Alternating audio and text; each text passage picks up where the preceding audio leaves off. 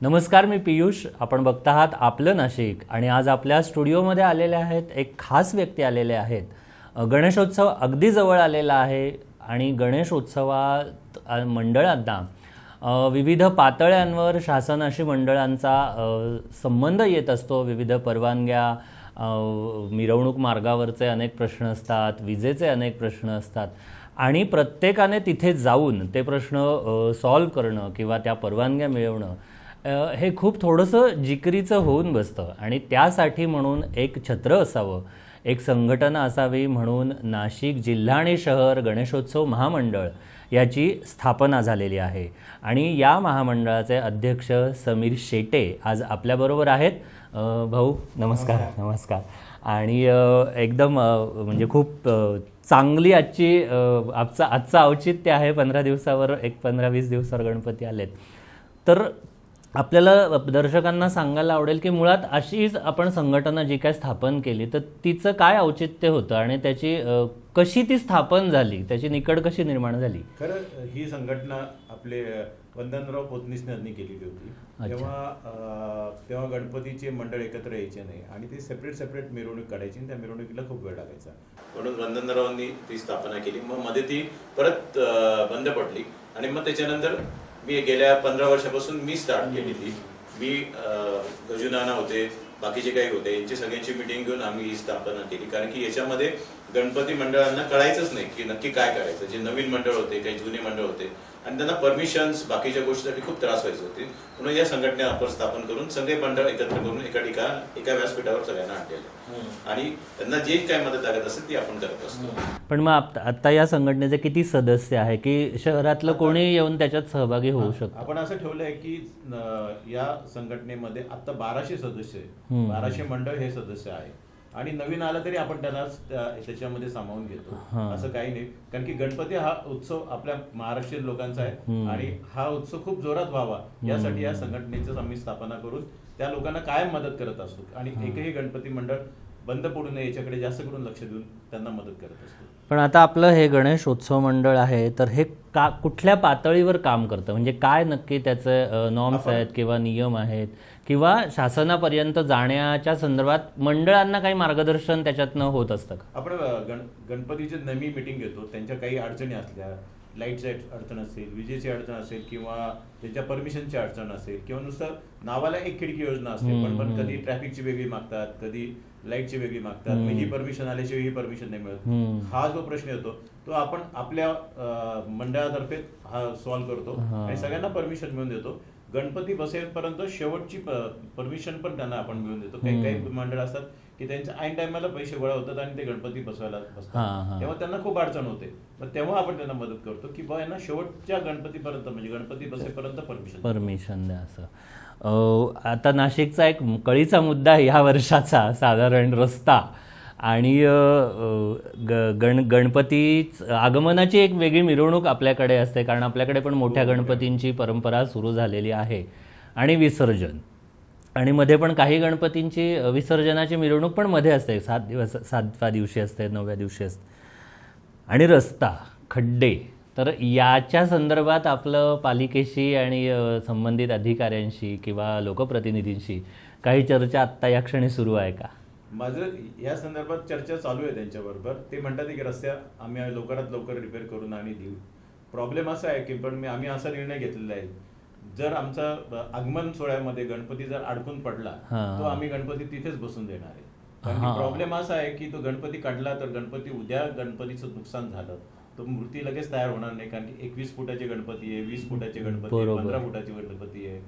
मी ह्या गणपतीचं नेणं आणि आणणं हे खड्ड्यामुळे इतका प्रॉब्लेम आहे. आणि पहिली गोष्ट म्हणजे आता मोठा प्रश्न भेडसावतोय की आजपर्यंत अजून रोड तयारच नाही झाले तर आम्ही मंडप टाकायचे कुठे? मग त्याच्यापेक्षा गणपती आम्ही जिथे उभा असेल तिथे उभा करून त्याच्यावर पडदा टाकून तिथेच गणपती उत्सव साजरा करणार आहे असं आम्ही ठरवून टाकलेलं आहे. पण असं प्रशासनाला इशारा दिलाय आपण? प्रशासनाला आम्ही इशारा आता तुमच्या माध्यमातून पहिल्यांदा देतोय, पण 22 तारखेची आमची मिटिंग झाल्यानंतर प्रशासनाला आम्ही नक्की हा इशारा मोठा देणार आहे. आणि दुसरं म्हणजे भाऊ, बरेचदा दरवर्षीचा हा प्रश्न निर्माण होतो की म्हणजे परंपरेनुसार त्या ठिकाणी एका ठिकाणी गणपती बसवत आलेलं असतं मंडळ आणि मग काही मंडळांना दरवर्षी आतमध्ये सरका, बाहेर या, रस्त्यातच आलंय, मागेच आलंय, असे काही प्रश्न निर्माण होतात. तर ते का बरं निर्माण होतात? कारण की परंपरेनुसार तर एक जागा ठरलेली असते. ऍक्च्युली एकनाथ शिंदे साहेब जेव्हा मुख्यमंत्री होते तेव्हा त्यांनी डिक्लेअर केलं होतं की जे गणपती 3 वर्षापासून जिथे बसतात तिथेच त्यांना जागा द्यावी आणि ती जागा हलवू नये, तिथेच परमिशन द्यावी आणि तुम्हाला परमिशन परत घ्यायची काही गरज नाही, फक्त तुम्ही एक ऍप्लिकेशन द्या.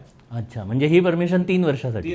3 वर्ष गणपती बसलेले आहेत. हां रेग्युलर 3 वर्ष बसलेले हां. त्यांना ही ऍक्च्युली एकनाथ शिंदे साहेबांनी डिक्लेअर केलेली होती. हां हां. प्रॉब्लेम असा आहे की प्रशासन अजूनही त्या गोष्टीवर अंमलबजावणी करतच नाहीये आणि आम्ही 50-50, 60-60 वर्ष झालेल्यांना पण परमिशन काढावं लागते, तर नवीन बिचाऱ्यांची किती हाल आहे.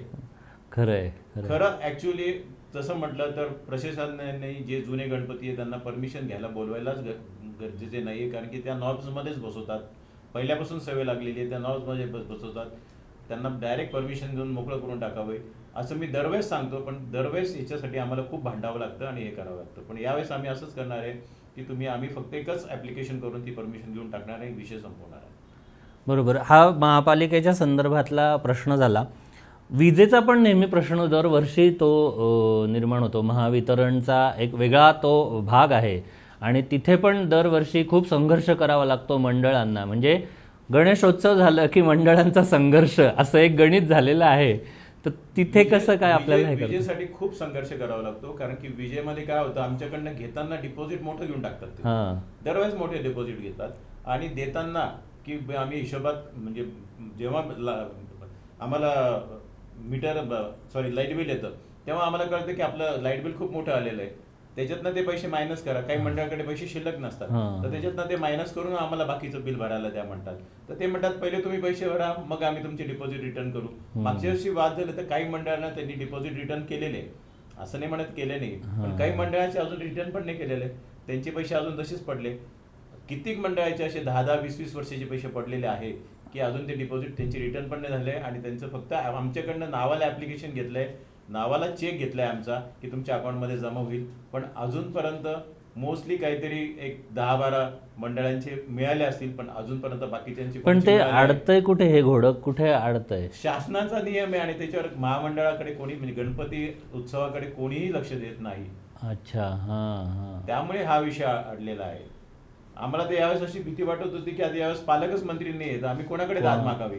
नशिबाने देवाच्या कृपेने, गणपतीच्या कृपेने काल पालकमंत्री डिक्लेअर झाले, त्यामुळे थोडस तरी आम्हाला आईसं वाटतंय की काही ना काही आमच्यासाठी चांगली गोष्ट झाली. पण आता याच्यामध्ये बघायला गेलं याच्यानंतर काय घडतं काय नाही. पुढचा मला तुम्हाला म्हणजे आता तोही दरवर्षाचाच खरं प्रश्न आहे की डीजे आणि ढोल इथे एक अजून नेहमी संघर्षाचं असतं. कोणीतरी ते डीजे वाजवणारेच असतात, मग त्या कारवाईचं सगळं सुरू होतं.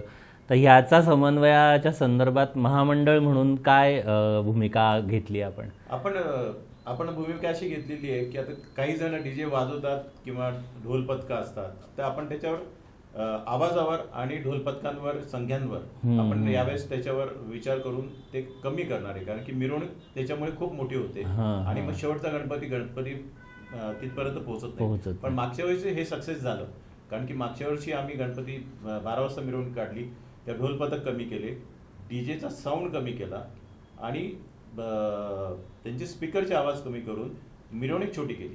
त्यामुळे आम्ही शेवटचा गणपती हा कमीत कमी मागच्या वर्षी रविवार कारंज्यावर पोहोचला आणि तो आमचा क्रेडिटचा भाग होता. आता मागच्या वर्षी रविवार कारंज्यावर पोहोचला, तर पुढच्या वर्षी आम्ही 100% म्हणजे यावर्षी आम्ही 100% पंचवटीमध्ये नेऊन पोहोचू ही आम्ही यावेळेस तो गाठ बांधलीच आहे की हा पोहोचू. पण त्यासाठी आम्हाला प्रशासन किती मदत करतं त्याच्यावर पण सगळ्या गोष्टी आधारित आहे. बरोबर. मिरवणूक मार्ग जो आपला आहे भद्रकालीपासून आपलं वाकडी बारवपासून ते पंचवटी कारंजावरून गंगेपर्यंत, या मार्गावर तसं पाहिलं तर खड्ड्यांचं तसं खूप असं हे नाही आहे, कारण की मधला पॅच खूप चांगला आहे. या मार्गावर आणखीन काय सुविधा असली पाहिजे किंवा या मार्गावरचं काय, त्या वीज तारा खूप असतात, त्या दुकानांचं खूप काय काय बरंचसं पुढे आलेलं असतं, मोठे गणपती न्यायला बरेचदा त्रास होत असतो, आणि आणखीन काय इश्यूज आपल्या मिरवणूक मार्गावर आहेत? एक तर गणपतीच्या 10 दिवसामध्ये पहिली गोष्ट म्हणजे आहे ना, आपल्याकडे महानगरपालिका अतिक्रमण हा भाग विसरूनच गेलेली आहे. हां MG रोड घ्या किंवा बाकीचे घ्या, मी गणपतीचे 10 दिवस म्हणतोय, गणपतीच्या 10 दिवसात खूप गर्दी होते, पण आपल्या इथे महानगरपालिका अतिक्रमण हा भाग विसरूनच गेले. आताही पण तुम्ही गेले, तुम्हाला अतिक्रमण इतके दिसतील की ती फक्त गाडी येते, 5 मिनिटं ते अतिक्रमण राहतात, ती गाडी गेल्यावर ते अतिक्रमण परत चालू होतात. हा मोठा त्रास आहे, कारण की भाविक बघायला जेव्हा निघतो तो अतिक्रमणांमध्ये अडकून जातो त्यांच्या, कारण की त्यांच्या गाड्या जात नाही, 2 व्हीलर जात नाही, किंवा पायपे पण माणसाला चालता येत नाही, एवढी वाईट परिस्थिती आहे. त्याच्यामध्ये अजून यांनी आणखीन अशी गोष्ट केली आहे की जिथे 20 किंवा 30च्या स्पीडनी पण नाही गाडी चालू शकत आपण. भद्रागली घ्या, मेन रोड घ्या, नंतर आपलं MG रोड घ्या, नंतर गावकरी प्रेस घ्या किंवा मेहर घ्या किंवा रेवारपेठ घ्या, इथे स्पीड ब्रेकर टाकून ठेवलेले आहे. या स्पीड ब्रेकर मध्ये आमचे मोठे गणपती कसे जाणार? कारण की मोठे गणपती त्या स्पीड ब्रेकरवर टाकताना हळू घेऊन जावं लागेल, उद्या त्याला क्रॅक गेला किंवा उद्या तो गणपतीच काय प्रॉब्लेम झाला तर तिथे स्पीड ब्रेकर टाकायची गरज काय? आणि इतके मोठे स्पीड ब्रेकर टाकले, ते प्लास्टिकचे स्पीड ब्रेकर आहे, ते का टाकले मला कळालंच नाही. आणि त्याचं बजेट ऐकून तर आम्ही तर थक्क झालो, पण ठीक आहे, टाकले तर फक्त गणपतीच्या वेळेस ते काढावे अशी आमची अपेक्षा आहे. अच्छा, म्हणजे ते स्पीड ब्रेकर त्याच्यामुळे गणपतीला खरं तर हे होऊ शकतं. खरं आहे. आणि या सगळ्या गणेशोत्सवामध्ये गणेश मंडळांनी पण काही आपले नियम पाळले पाहिजे, कारण बरेचदा काही मंडळ असतात की ते बघू करू आपलं मंडळ आहे ह्यांना संवाद असं होतं, तर त्या मंडळांना काय सांगाल तुम्ही या निमित्ताने? नाही, आपण मागच्या वर्षी सगळ्या मंडळांना क्लिअर कट सांगितलं होतं की जो मंडळ शिस्तीने वागणार नाही, पुढच्या वर्षी त्याला शेवटचं मंडळ म्हणून आपण पाठीमागच्या मिरवणुकीच्या लास्टमध्ये टाकू. बरोबर आहे. मागच्या वर्षी तुम्ही बघितलं तर एकदम शिस्तीने मिरवणूक चालली आणि ती टाइमावर एकदम व्यवस्थित चालली, कुठल्या मंडळामध्ये गॅप नव्हती. तर यावर्षी पण आपण त्यांना तेच सांगणार आहे आणि प्रत्येकाचं ते आम्ही त्यांचं व्हिडिओ रेकॉर्डिंग आणि त्याचं टायमिंग लिहिलेलं आहे. त्यामुळे आमच्याकडे पूर्ण रेकॉर्ड आहे, कुठल्या मंडळाने कुठल्या टायमाला कुठल्या चौकात किती वेळ घेतलेला आहे, ते सगळे रेकॉर्ड आमच्याकडे आहे. त्या रेकॉर्डमध्ये तो जर एखादा मंडळ तिथे प्रॉब्लेमॅटिक असेल तर त्याला आपण शेवटचा नंबर देणार, त्यांनी भले मग किती वेळ वाजवू, आम्हाला त्याच्याशी काही हे नाही. वा, हे खूप खूप चांगली सिस्टीम आहे ही. आणि भाऊ, संपूर्ण गणेशोत्सवात म्हणजे 10, 11, 12 दिवस जे काय असतील आपले, त्याच्यामध्ये सुरक्षेचा खूप मोठा प्रश्न येत असतो. म्हणजे गणपती पहिल्या दिवसापासून मिरवणुकीचा शेवटच्या गणपतीचा विसर्जनापर्यंत, याच्यामध्ये पोलिसांशी कसं आपली समन्वयाची भूमिका आहे महामंडळाची? नाही, पोलिसांची आमची समन्वय का मागच्या वर्षापासून खूप चांगली आहे. कर्णी साहेब जेव्हापासून आल्यापासून ते आमच्या सगळ्या गोष्टी ऐकतात, सगळ्या गोष्टी घडवतात. बाकीचे पोलीस अधिकारी पण DCP असो किंवा ते आम्हाला समजून घेतात आणि ते आम्हाला ते मार्गदर्शन करून आम्हाला व्यवस्था सगळ्यांना चांगली दिलेली आहे. आणि मंडळाच्या इथे आमचे 2-3 कार्यकर्ते असतात, त्यांची व्हॅन येते, ती चेक करते की ते कार्यकर्ते व्यवस्थित गणपती आहे की नाही, ते आम्हाला सपोर्ट चांगला देतात. आणि या वर्षापासून म्हणजे मागच्या वर्षापासून त्यांनी आम्हाला खूप चांगला सपोर्ट दिला, मिरवणुकीला मदत केली. त्यामुळे त्यांचे तर मी आभारच मानणार आहे आणि आम्ही त्यांचा एक छोट्याखानी सत्कार लवकरात लवकर ठेवणार आहे, कारण की मागची गणपतीची मिरवणूक त्यांच्यामुळे व आमच्यामुळे दोघांमुळे खूप छान पार पडली. हे सगळं भाऊ दरवर्षी एक खिडकी योजनेच्या ह्याच्यामध्ये येतं की एक खिडकीतनं सगळे परमिशन्स मिळणार, आणि हे त्याचा खरंच उपयोग होतो का?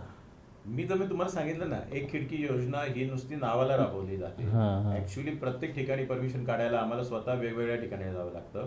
पण मी तुम्हाला सांगितलं, माननीय मुख्यमंत्री एकनाथ शिंदेनी मागच्या वर्षी जे डिक्लेअर केले, तेव्हा मुख्यमंत्री होते तेव्हा त्यांनी डिक्लेअर केलं होतं की फक्त तुम्ही एक अर्ज द्या, तुम्हाला त्याच्यावरच परमिशन मिळेल.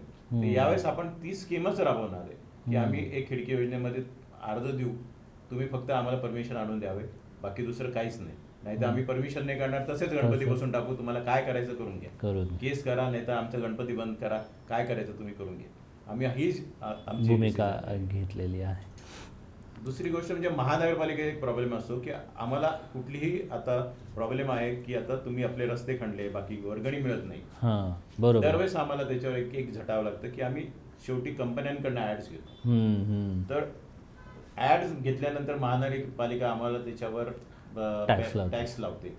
तर ते टॅक्स लावू नये हे आमची भूमिका यावेळेस एकदम ठाम राहणार आहे की कुठलेही टॅक्स किंवा कुठलेही आम्ही पैसे देणार, कुठलंही शुल्क महानगरपालिकेला देणार नाही, मंडपाचंही शुल्क देणार नाही आणि नाही टॅक्सचं शुल्क देणार त्याशिवाय, कारण की गणपतीच होणार नाही.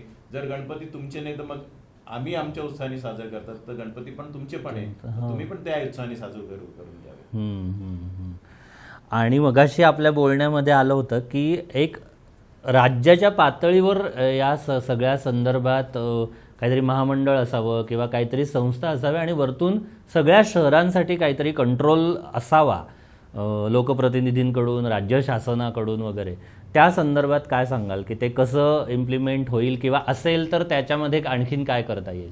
गणेश महामंडळ डिक्लेअर करायचं फक्त झालेलं होतं जेव्हा एकनाथ शिंदे साहेब मुख्यमंत्री होते, पण ते डिक्लेअर झालं नाही. खरं ॲक्च्युली त्यांनी बाकीचे मंडळ स्थापन केले, तसे गणेश महामंडळ एक स्थापन करायला पाहिजे आणि महाराष्ट्राचा कंट्रोल द्यायला पाहिजे, त्याला काही निधी द्यायला पाहिजे. त्याच्याने छोटे गणपती मंडळाची जी वर्गणी मिळत नाही त्या गणपती मंडळांना आम्हाला प्रोत्साहन देऊन, काही निधी देऊन त्यांना उभं करता येईल. आणि मग आपला गणपती हा हिंदूंचा सण आहे, तो हा आपण मोठ्या प्रमाणात साजरा करू शकतो. पण खूप महामंडळ सरकारने केली, एक गणेश महामंडळ केलं, काय फरक पडतो? सगळ्या कार्यकर्त्यांना तेवढंच चान्स मिळेल, बाकीच्या गोष्टींना मिळेल. जसं दहीहंडीला मदत करतात, दहीहंडीला सगळ्या दहीहंड्यांना मदत करतात, तसं गणपतीला कोणीच बघत नाही, गणपतीकडे कोणी मदत करत नाही. मोठ्या मंडळाकडे फक्त बघतात, पण जे छोटे मंडळ आहे, जे लहान मंडळ, गरीब मंडळ, त्यांच्याकडे कोणीच वाली नसतं.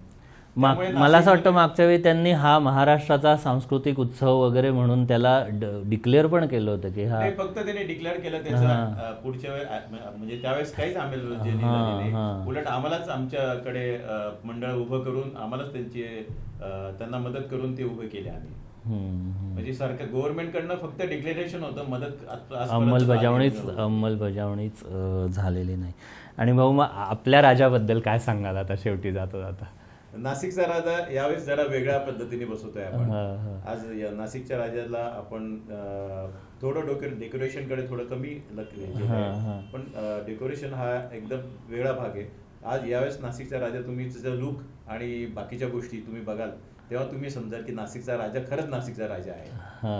आणि यावेळेस मिरवणूक पण जरा थोडी हटके आहे, तेव्हा तुम्ही मिरवणूक पण बघा की सांस्कृतिक पद्धतीची मिरवणूक कशी असते, ती तुम्हाला बघायला मिळेल आणि आनंद मिळेल लोकांना. आणि म्हणजे त्या राजाविषयी आता एक बोललं जातं किंवा लोकांना पण तो अनुभव येतो की जसा लालबागचा राजा नवसाला पावतो लोक दरवर्षी तिथे, तसं आपल्या नाशिकच्या राजाबद्दल पण लोक बोलतात की हा येथे नवस केला की तो पावतो. त्याच्याबद्दल काय सांगाल? काय लोकांचे आहेत प्रतिक्रिया?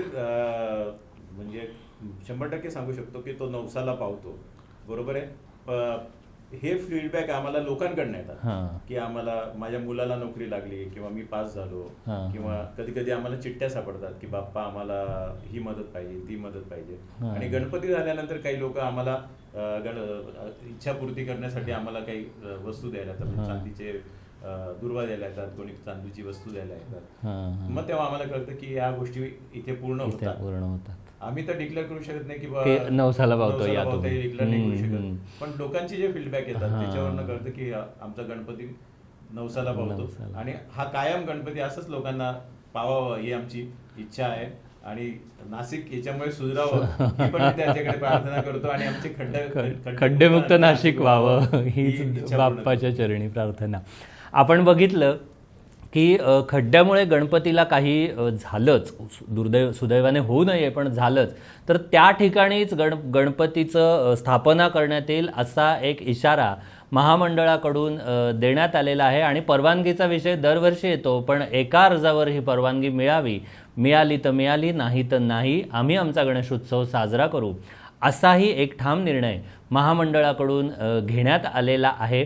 आज आपल्या स्टुडिओत या महामंडळाचे अध्यक्ष समीर शेटे आले आणि या काही मुद्द्यांवर त्यांनी खूप सविस्तर चर्चा केली. त्याबद्दल भाऊ मनापासून आभार. मनापासून तुमच्या चॅनलचं तुम्ही आम्हाला बोलायला व्यासपीठ दिलं आणि आमचे मुद्दे मांडले गेले. आज पहिल्यांदा तुमच्याकडे मी म्हणजे गणेश उत्सव अजून मीटिंग व्हायची तरी मुद्दे तुमच्याकडे मांडले गेले आणि तुम्ही मुद्दे शासनापर्यंत पोहोचवली ही अपेक्षा करतो. आणि तुम्ही मुलाखत घेतल्याबरोबर खूप खूप धन्यवाद.